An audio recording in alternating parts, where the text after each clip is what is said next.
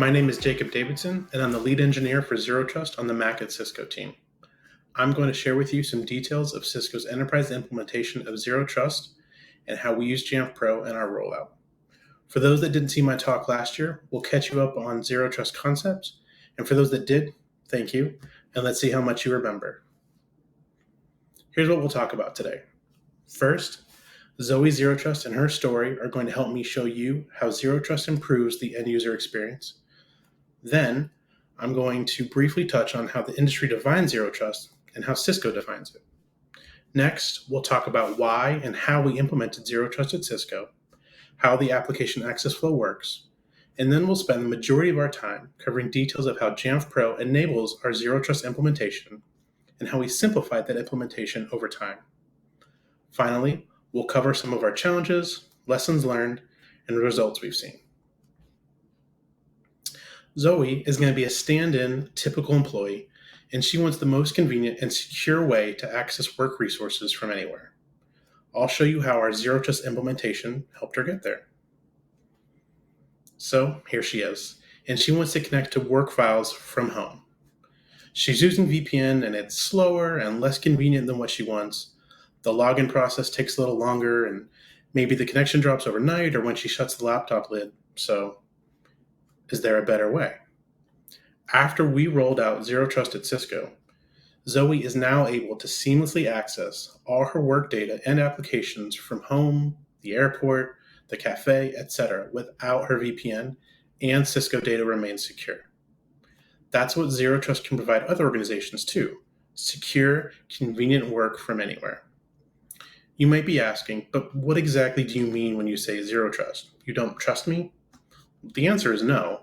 We don't trust anyone or their devices. And that will become clear when I define Zero Trust. So first, let's talk about how the industry defines Zero Trust. So just go ahead and read this real quick. Okay, I'm kidding. I'm not going to lecture this entire wall of text. But what you should take away from this is that NIST work is a great overarching definition of what Zero Trust is. The DoD reference architecture is the highest standard architecture, and the White House mandated Zero Trust architecture efforts for federal agencies via executive order last year. So let me actually break down what Zero Trust means.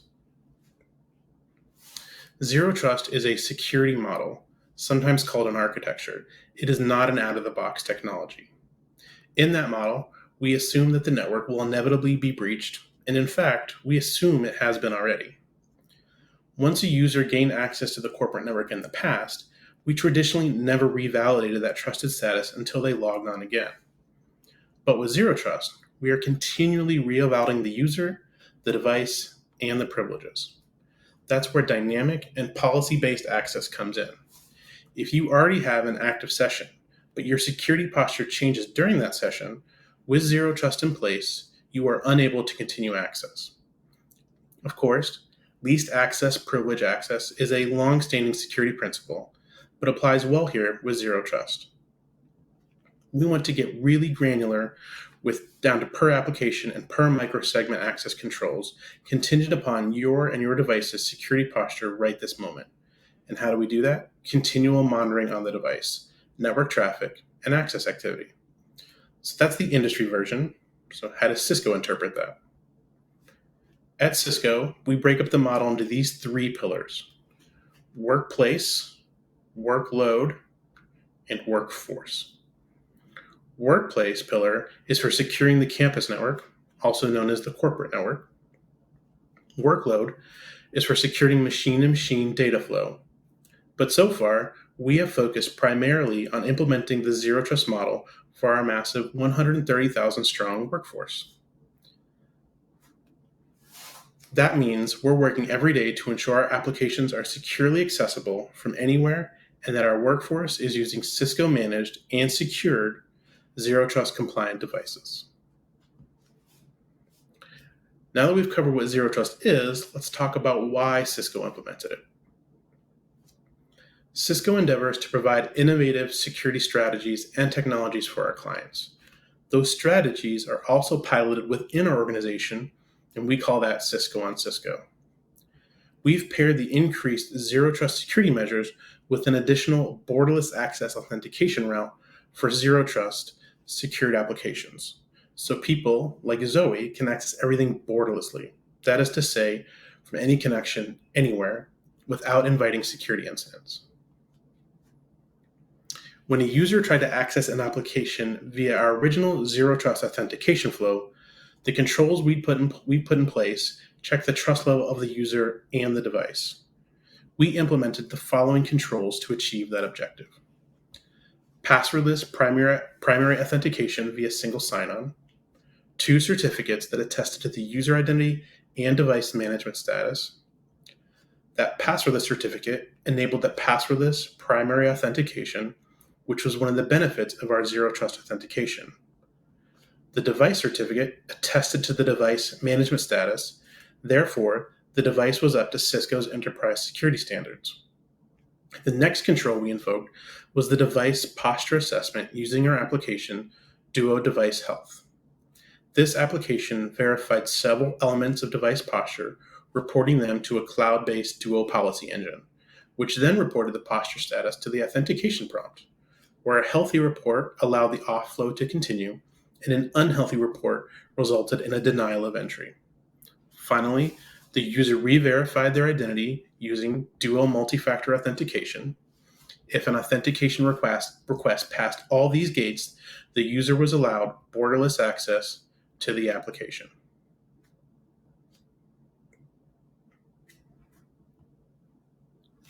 To better visualize what I'm talking about, take a look at this architectural diagram. Using device management software represented in the leftmost column, we've deployed the certificates and other components we've mentioned so far. I will deep dive into those components for Mac in later slides. Then in the next column to the right, you see the off-premise endpoint, meaning it's not connected to the corporate network. The authentication request is initiated at this off-premise endpoint. When the off-premise endpoint tries to access an on-premise application internal to the corporate firewall, the request first hits the Duo Network Gateway, an identity-aware reverse proxy hosted in the network DMZ. The Duo Network Gateway triggers the Duo Device Health app to check device posture against the controls set in the Duo Policy Cloud, and then forwards that request through the corporate firewall to the application being requested. The request is then sent to our IDP to complete primary authentication via the passwordless certificate. Finally, the request is pushed to the Duo API, which invokes the second factor of authentication. After the MFA challenge is approved by the user, the device can connect to the application. It sounds like a lot of steps, but you'll see how fast it is in my demo. In comparison, the Duo Network Gateway is not used for borderless access to our external cloud-hosted applications from off-premise endpoints. We instead invoke our zero trust policies at the IDP for all application infrastructures outside our firewall. So even though this access flow does not use the Duo Network Gateway, access is still passwordless and secure. So that brings us to our deep dive. What's going on in the machinery of device management? So we've talked about what zero trust is, why it's important, and even how the flow works. But you're here today to learn about how Jamf Pro ensures and enforces endpoint security in a zero trust system. Let's see a demo of our original implementation. As you watch, note the VPN was disconnected and notice that I was not prompted for a username and password. First, the passwordless certificate was accepted and I approved the MFA challenge. Then the device certificate was accepted by Duo. Finally, Duo Device Health checked the device security posture looking for an up-to-date OS, a system password, running anti-malware, enabled disk encryption, and an enabled device firewall. And now I've been granted access to the site borderlessly and passwordlessly. Let me show you what we pushed on the managed endpoints to enable this. As I walk you through what we built in device management, we'll have an overall theme of iterative progress. We've broken it down into 3 main pillars of managed components on the devices. First is enforcing security posture using Jamf Pro to configure the following items. Device password. We used Enterprise Connect and a set of custom services to synchronize user passwords with Active Directory and ensure device password policy. Cisco Secure Endpoint is our anti-malware solution. Secure Endpoint has its own management cloud, but the installation was enforced with Jamf Pro. File vault encryption. Enablement and recovery key escrow are enforced by and to Jamf Pro. We only use personal recovery keys and we enforce single use. Device firewall enabled. Enablement and settings were enforced via Jamf Pro. We didn't set extensive rules, nor did we stop users from setting their own. We just wanted to ensure it was enabled. Second were the Duo components. Duo Device Health verified and attested to device posture during authentication. Duo Trusted Endpoint Keychain housed the Duo Trusted Endpoint Certificate. And Duo Certifier assisted with identification and reporting of the Duo Trusted Endpoint Certificate in the browsers. Lastly, the Passwordless Certificate. The certificate enabled passwordless authentication. So next, let's explore the Duo components we installed on our managed endpoints. We used a script to download and install the latest version of Duo Device Health via Jamf Pro policy. The Duo Trusted Endpoint Keychain housed the Duo Trusted Endpoint Certificate and was managed by a script provided by Duo as part of the product. This script ran as part of a policy in Jamf Pro. Duo Certifier assisted with the identification and reporting of the Duo Trusted Endpoint Certificate in the browsers. It was installed by a script functionally identical to how we installed Duo Device Health. Finally, let's look at what made up the certificate used for passwordless authentication. For Mac OS, we used a SCEP configuration profile to deliver a certificate to managed devices. The certificate contained the hardware UUID of the device, tying the certificate to the device for validation, the username of the user, this is what ties the certificate to the user, and the identity of the identity preference. This tells the Safari browser to use the certificate when the IDP requests one, so the user is not prompted to select one. In my talk last year, I covered in more detail how all of these managed components were installed and enforced if you want more detail. So, that was Cisco Zero Trust version 1.0. Let me overview some of the positive changes we made after this version 1.0 release almost 2 years ago now. The most impactful change made was moving to Duo Device Health app for trusted endpoints. This new system uses the Duo Device Health application to attest not only to the security posture of the device, but also its management status. Therefore, we remove the requirement to maintain one of the two macOS certificates.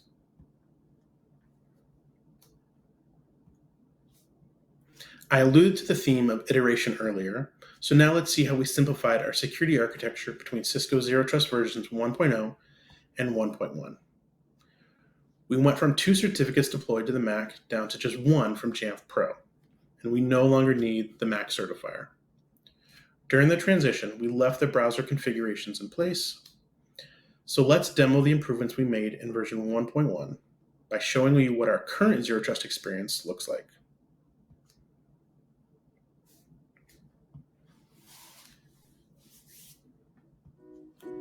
Once again, take note that my laptop is connected to personal Wi-Fi, VPN is off, and notice that I am not prompted for a username and password because of the passwordless certificate. What you won't see, as it's transparent to users, is that the method of trust between Duo and the managed endpoint has changed. We no longer use a certificate to attest to the management status of the device. We rely on Duo Device Health app for trusted endpoints.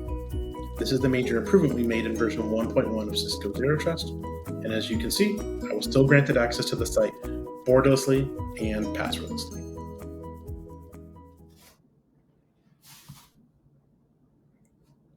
For macOS, we now only need to deploy 1 certificate as opposed to 2.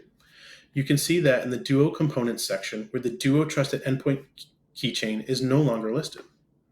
The trust between the macOS endpoint and Duo has been replaced by Duo Device Health app for trusted endpoints.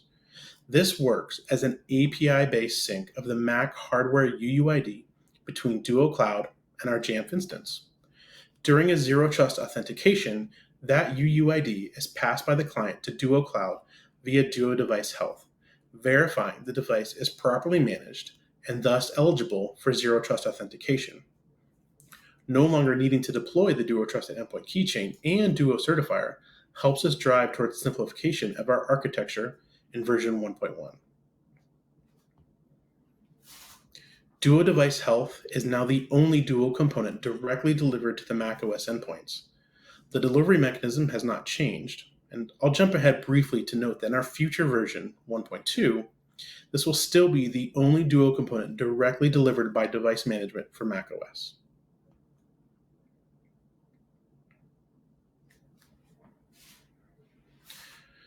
For macOS, the design and delivery of the passwordless certificate has not changed in version 1.1. We have, though, begun testing Duo Passwordless, which will allow for secure passwordless authentication directly at the IDP without using the passwordless certificate. So, do you remember me talking about the Zero Trust user experience flow? We talked about how it was pretty fast, even though there were a ton of steps in the background. Well, now moving to a more simplified architecture, the flow looks like this, with the device certificate out of the way. Our device certificate check is replaced by Duo Device Health app for trusted endpoints. So the application Duo Device Health is ensuring the device is managed while it checks all the other device posture requirements. You still don't have to type in your credentials because our passwordless certificate, and you still have Duo MFA and the Duo Network Gateway moving traffic past the firewall. Let's start looking at the future and talk about what's new in version 1.2.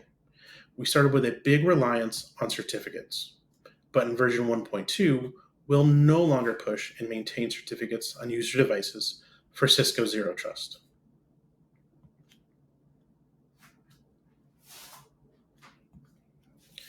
So here's a big picture look at how we iterated towards simplification between Zero Trust version 1.1 and 1.2. For Mac, we'll be certificate free. No more pushing and maintaining the passwordless or device certificates because we are using Duo Passwordless and Duo Device Health app for trusted endpoints. We got rid of the Mac certifier in version 1.1, and that stays gone. Browser configuration requirements are no longer needed because there is no certificate that needs to consume them. Now let's demo the improvements we're making in version 1.2 by showing you what our future Zero Trust experience looks like. As with the other demos, notice that my laptop is connected to personal Wi-Fi, VPN is off, and while I am prompted for my username, I am not prompted for a password. Please also notice that I was not prompted for MFA on my iOS device, but rather password and MFA are handled by a single biometric authentication on the device. And you can see I was granted access borderlessly and passwordlessly. While we've been focused on Mac today, this future Zero Trust looks pretty good on iOS too. Take a look. You'll notice that the same passwordless and biometric authentication as we just saw on the Mac. I'll show you how this works as I talk about the iteration of passwordless in version 1.2 of Cisco Zero Trust. Having seen the demos of our version 1.2, I want to show you that in the Mac OS design, we have removed the passwordless certificate entirely, further simplifying the managed components required for our Cisco Zero Trust implementation. We replaced our certificate with Duo Passwordless at the IDP. Aside from this change, the other managed components have remained the same from version 1.1. So I could tell you about the passwordless certificate in version 1.2, but as I just said, there is no passwordless certificate anymore. We'll be moving to Duo Passwordless at the IDP, which is a WebAuthn based solution that can replace both the password and second factor. There are no managed certificates to deploy and fewer steps for users to take during their Zero Trust authentication flow. We've been talking about iteration and simplification, and this improvement embodies that goal. So now let's look at the Zero Trust user experience flow one more time. Moving to an even more simplified architecture, the flow will look like this, with the certificates out of the way. You still won't have to type in your credentials because the IDP will have enabled Duo Passwordless, Our device certificate check will be replaced by Duo Device Health app for trusted endpoints. So the application Duo Device Health is ensuring the device is managed while it checks all the other device posture requirements. The second factor of authentication is rolled into the auth flow, and you still have the Duo Network Gateway moving traffic past the firewall.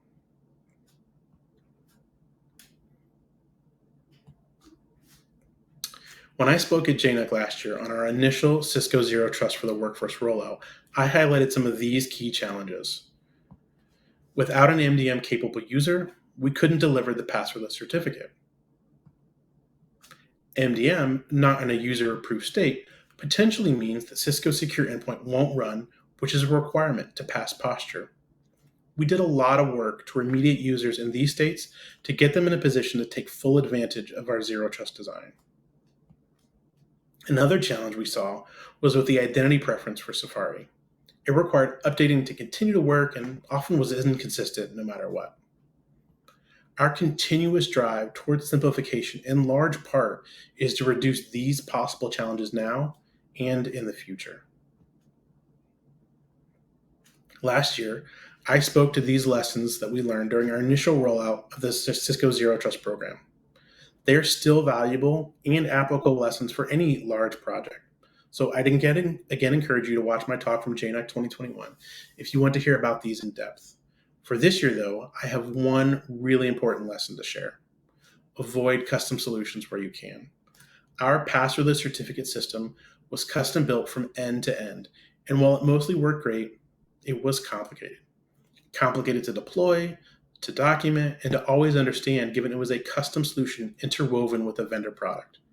So when planning a Zero Trust rollout, or really any program, think about how custom components affect your operational support. Now, let's look at some statistics to give you a better idea of the scale of what we have achieved.